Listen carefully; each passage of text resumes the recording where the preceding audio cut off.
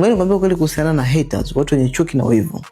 Ukiona hakuna mtu ambaye anakuchukulia kama adui, ujue hauna umuhimu kiasi hicho kama jinsi ambavyo unafikiria una umuhimu.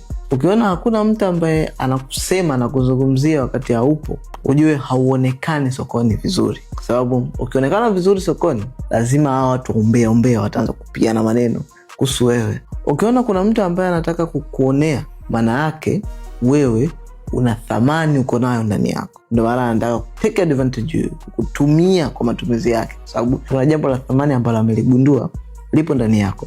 Ndio maana anataka kutumia kwa manufaa yake. Ukiona mtu anaanza kukuiga kila kitu unachokifanya anakifanya yeye, anakikopi, maana yake una influence kwenye kitu unachokifanya. Ukiona mtu anataka kukushusha, maana yake ni kwamba umemzidi kila kitu. Ukiona mtu anakudoubt maamuzi unayofanya, mambo vitu unavyofanya, anakuwekea doubt, hawezi afiki mbali, maana yake ni kwamba unafanya vitu ambavyo kwa uwezo wao na uelewa wao kwao wanavita ni impossible, ni haviwezekani. Lakini kitendo cha kuvifanya ni una prove kwamba kwenu mmesema ni impossible, lakini kwangu hiyo ndio vitu ninavyofanya. Kukosolewa ni moja kati ya muundo wa kuonesha mtu anakuadimaya sana.